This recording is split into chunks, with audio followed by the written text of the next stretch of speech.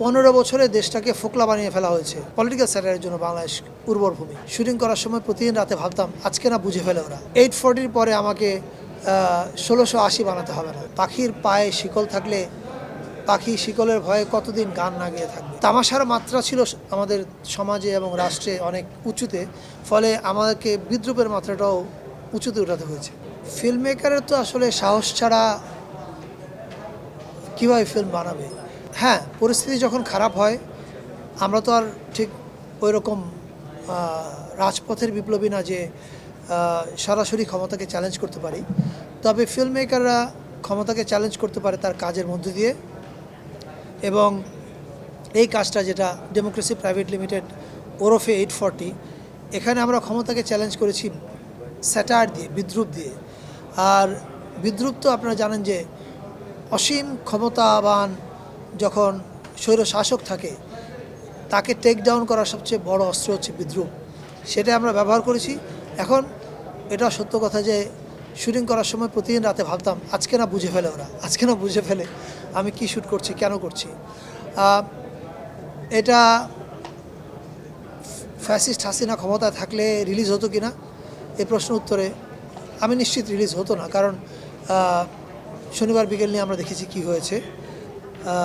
কিন্তু সবচেয়ে বড় কথা হচ্ছে এখন ছবিটা দর্শকের কাছে যাচ্ছে। আমি চাই সবাই দেখুক এবং ভালো লাগলে অন্যদেরকে দেখতে বলুক। সেন্সর বোর্ডে আটকে যাওয়ার ভয় তো ছিলই, কিন্তু পাখির পায়ে শিকল থাকলে পাখি শিকলের ভয়ে কতদিন গান না গেয়ে থাকবে। একসময় না একসময় তাকে গান গাইতে হবে। ফলে আমিও ভেবেছি যে লেট মি ট্রাই, আমি যেটা বলতে চাই সেটা বলার চেষ্টা করি। তারপরে কি হবে, একটা ছবি আটকে আছে, আরেকটা আটকাবে, না হয় একসময় ছবি ফিল্ম বানানোই ছেড়ে দিতে হবে। কিন্তু যতক্ষণ ফিল্ম বানানো ছেড়ে দিতে হচ্ছে না ততক্ষণ আমি যেটা বানাতে চাই সেটাই বানানো উচিত। ট্রেলার দেখেই বোঝা যাচ্ছে এটা তো 420 সিকুয়েল না, তবে এটাকে আমরা বলছি 420 ডাবল আপ। ডাবল আপ এই কারণে যে আপনারা সবাই জানেন গত 15 বছর বাংলাদেশে দেশ পরিচালনার নামে, গণতন্ত্রের নামে কি তামাশাটা হয়েছে। তামাশার মাত্রাটা এত তীব্র ছিল যে আরেকটা 420 দিয়ে এটা হবে না, এটা ডাবল আপ লাগতো, এটা ডাবল ডোজের ওষুধ লাগবে। সো 840 হচ্ছে, যেহেতু তামাশার মাত্রা ছিল আমাদের সমাজে এবং রাষ্ট্রে অনেক উঁচুতে, ফলে আমাদেরকে বিদ্রুপের মাত্রাটাও উঁচুতে উঠাতে হয়েছে। কারণ বাংলাদেশে গণতন্ত্রের নামে, দেশ পরিচালনার নামে এত তামাশা হয়, রাজনীতির নামে এত তামাশা হয়, ফলে এটা তো স্যাটারের খুবই উর্বর ভূমি হওয়ার কথা। এবং আপনি যদি বাংলাদেশের চায়ের দোকানগুলোতে আড্ডায় যান, আপনি দেখবেন যে ক্ষমতাবানকে, যারাই ক্ষমতাবান থাকে তাদেরকে কীরকম ওই চায়ের আড্ডাতে কীরকম স্যাটার করা হয়। ফলে আমাদের সরকারগুলো, এই বিগত সরকারের মতো, এরা যত বেশি খারাপ কাজ করে মানুষ এদেরকে তত বেশি তীব্র স্যাটারের বানে মাটিতে নামিয়ে ফেলে চায়ের দোকানে বসে। এই কারণে আমি বলেছি যে স্যাটারের জন্য, পলিটিক্যাল স্যাটারের জন্য বাংলাদেশ উর্বর ভূমি। আমার বিশ্বাস হচ্ছে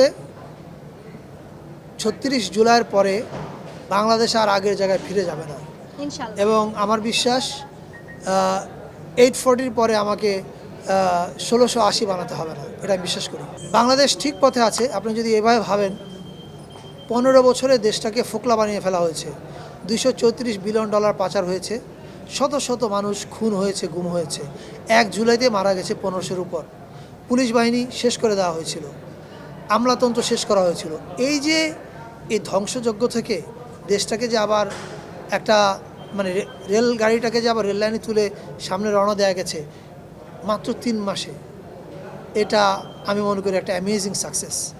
হ্যাঁ, আমরা সব অর্জন করতে পারিনি, কিন্তু আমি নিশ্চিত আমরা ঠিক পথে হাঁটছি। আমরা বলতে শুধু আমি আমাদের সরকারের কথা বলছি না, বাংলাদেশের মানুষ ঠিক পথে হাঁটছে। বাংলাদেশের সঠিক রাজনৈতিক আকাঙ্ক্ষা তৈরি হয়েছে, এবং এই আকাঙ্ক্ষাকে উপেক্ষা করার মতো ভুল কোনো রাজনৈতিক শক্তি করবে বলে আমি বিশ্বাস করি না। আমাদের সিনেমায় একটা ব্যাপক রিফর্ম দরকার। এটার জন্যে সরকার ইতিমধ্যে একটা পরামর্শক কমিটি করেছে। আমি নিশ্চিত সেই কমিটি সেন্সর সহ সকল বিষয় কী রিফর্ম লাগবে সে পরামর্শ দিবে। তার আগ পর্যন্ত অবশ্যই অনেক জটিলতা আছে।